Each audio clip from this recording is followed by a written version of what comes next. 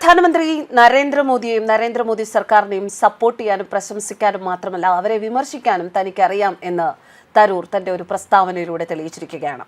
രാഷ്ട്രമാദ്യം പിന്നീടാണ് രാഷ്ട്രീയം എന്ന് പലകുറി തരൂർ പറയുമ്പോൾ അതിനെ വിമർശിക്കുന്നവർ കേട്ടോളൂ.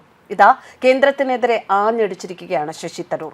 ലോക്സഭയിലെ ബജറ്റ് ചർച്ചയിൽ കേന്ദ്രത്തിനെതിരെ ആഞ്ഞടിച്ച് ശശി തരൂർ MP. ബജറ്റിൽ പ്രഖ്യാപനങ്ങൾ മാത്രമാണ്, ഒന്നും നടപ്പാക്കുന്നില്ല എന്നാണ് തരൂരിന്റെ വിമർശനം. കാർഷിക മേഖലയെ ബജറ്റിൽ അവഗണിച്ചു, തൊഴിലില്ലായ്മയെ പരിഗണിക്കുന്നില്ല എന്നും തരൂരിന്റെ കുറ്റപ്പെടുത്തൽ. പ്രധാന പദ്ധതികൾക്ക് പോലും കുറവ് വകയിരുത്തലാണ് ബജറ്റിൽ ഉണ്ടായത് എന്ന് തരൂർ വിമർശിച്ചു. കേരളത്തോട് കടുത്ത അവഗണനയാണ് കാണിച്ചതെന്നും കുറ്റപ്പെടുത്തി. കേരളത്തിന് ഇത്തവണയും എയിംസ് അനുവദിച്ചില്ല. കേരളത്തെ പരിഗണിക്കാത്തത് എന്തുകൊണ്ടാണ് എന്നും തരൂർ ചോദ്യമുന്നയിച്ചു. കാലിന് പൊട്ടലുണ്ട് അദ്ദേഹത്തിന്. ഏതാനും ദിവസങ്ങൾക്ക് മുമ്പ് പാർലമെന്റിന് മുന്നിൽ ഒന്ന് തട്ടി വീണ ഒരു അപകടം ഉണ്ടായിരുന്നു. അതുകൊണ്ട് തന്നെ കാലിന് പൊട്ടലുണ്ട്. തരൂർ ഇരുന്നാണ് പ്രസംഗിച്ചത്. ബജറ്റിനെ വിമർശിച്ച തരൂർ പുതിയ തൊഴിലുറപ്പ് പദ്ധതിയും കുറ്റപ്പെടുത്തി. സാധാരണക്കാരന്റെ അഭിലാഷങ്ങൾ പൂർത്തിയാക്കുന്നതല്ല ബജറ്റ്, തലക്കെട്ടുകൾ സൃഷ്ടിക്കാനുള്ള ശ്രമമാണ് കേന്ദ്രം നടത്തുന്നത്. നികുതി ഭാരം വ്യക്തികൾക്ക് മുകളിൽ കെട്ടിവെക്കുന്നു. കർഷകർക്ക് ബജറ്റിൽ കാര്യമായ പ്രഖ്യാപനങ്ങളില്ല. കഴിഞ്ഞ തവണത്തെക്കാൾ കുറവാണ് ഇത്തവണത്തെ കർഷകർക്കുള്ള പ്രഖ്യാപനം. ഇത് ആശങ്കാജനകമാണെന്നും കർഷകരുടെ വരുമാനം ഇരട്ടിയാക്കും എന്ന വാഗ്ദാനം പാഴായി എന്നും തരൂർ വിമർശിച്ചു. കുരുമുളക് കർഷകർക്ക് ഒന്നുമില്ല. പുതിയ സാങ്കേതിക വിദ്യകൾ ഉപയോഗപ്പെടുത്താനുള്ള പദ്ധതിക്കും കഴിഞ്ഞ ബജറ്റിനേക്കാൾ കുറവ് വകയിരുത്തലാണുള്ളതെന്ന് തരൂർ കൂട്ടിച്ചേർത്തു. എന്റെ സംസ്ഥാനം എന്ന് കേരളത്തെ പറ്റി അദ്ദേഹം പറയുന്നു. എന്റെ സംസ്ഥാനം വലിയ പ്രതിസന്ധികൾ നേരിടുന്നു. നഗരമേഖലകളിൽ തൊഴിലില്ലായ്മ വളരുന്നു. ഇത് യുവാക്കളുടെ സ്വപ്നങ്ങൾ തകർക്കുന്നു. ഇതിനായി നേരിട്ട് വകയിരുത്തിയ തുക ഉപയോഗപ്പെടുത്തിയിട്ടില്ല. പുതിയ തൊഴിലുറപ്പ് പദ്ധതിയെയും തരൂർ വിമർശിച്ചു. തീരദേശ മേഖലയിൽ വലിയ പ്രശ്നങ്ങളുണ്ട്. കടലേറ്റം തുടരുന്നു. ഇതും ബജറ്റിൽ പരിഗണിച്ചില്ല എന്ന് തരൂർ ലോക്സഭയിൽ കുറ്റപ്പെടുത്തി.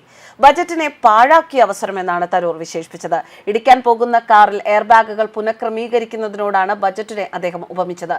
ചേസിസ് ഉറപ്പുള്ളതാണെന്നും യാത്രക്കാർക്ക് പിന്നീട് സുഖം തോന്നുമെന്നും ഉറപ്പ് നൽകിയാണ് കാറിൽ യാത്ര ചെയ്യാൻ പ്രേരിപ്പിക്കുന്നത്. ഇതാണ് ഹെഡ്ലൈൻ മാനേജ്മെന്റ്. വാഗ്ദാനങ്ങൾ ഉച്ചത്തിൽ മുഴക്കും, ബജറ്റുകൾ ഗംഭീരമാണെന്ന് തോന്നിപ്പിക്കും, പക്ഷേ നടപ്പാക്കുന്നത് പ്രകടമാകില്ല. ഈ വർഷത്തെ ബജറ്റ് ഒരു ഇടിമുഴക്കത്തോടെയാണ് വീണത്. അതിൽ അടങ്ങിയിരിക്കുന്ന കാര്യങ്ങൾ കൊണ്ടല്ല, മറിച്ച് അതിൽ എന്താണ് ഒഴിവാക്കിയിരിക്കുന്നത് എന്നതുകൊണ്ടാണെന്നും തരൂർ വിമർശിച്ചു.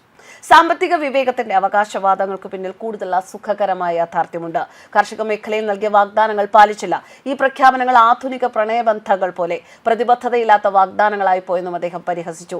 2025 ബജറ്റിനെ കുറിച്ച് താൻ അന്ന് പറഞ്ഞത്, നിങ്ങളുടെ ബ്രേക്ക് ശരിയാക്കാൻ എനിക്ക് കഴിഞ്ഞില്ല, അതിനാൽ ഞാൻ ഹോൺ ഉച്ചത്തിൽ മുഴക്കി എന്ന് ഇങ്ങനെ പറഞ്ഞ ഗ്യാരേജ് മെക്കാനിക്കിനെ ഓർമ്മിപ്പിച്ചുകൊണ്ടായിരുന്നു. ഈ വർഷത്തെ ബജറ്റ് നോക്കുമ്പോൾ ഹോൺ നിശബ്ദമാക്കിയിട്ടുണ്ടെങ്കിലും വേണ്ടത്ര ചലനം ഉണ്ടായിട്ടില്ലെന്ന് കാണുന്നതിൽ എനിക്ക് സങ്കടമുണ്ട്. കാരണം ഈ ബജറ്റും പാഴാക്കിയ അവസരമായി തോന്നുന്നു. ഇടിക്കാൻ പോകുന്ന കാറിലെ എയർ ബാഗുകൾ പുനർക്രമീകരിക്കുന്നതിന് തുല്യമാണ്. എന്തായാലും തരൂർ വളരെ നിശിതമായി തന്നെയാണ് കേന്ദ്ര സർക്കാരിനെ വിമർശിച്ചിരിക്കുന്നത്. വേണ്ട കാഴ്ചപ്പാടോ നീതിയോ ഇല്ലാത്ത ബജറ്റാണിത്.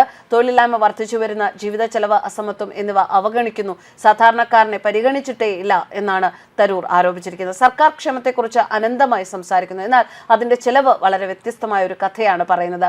മിന്നുന്ന പ്രഖ്യാപനങ്ങൾക്ക് പിന്നിൽ ദീർഘകാല ഉപയോഗക്കുറവും ഭരണപരമായ പരാജയവുമാണ് കാണുന്നതെന്നും തരൂർ പറഞ്ഞു. News desk കർബൺസ്.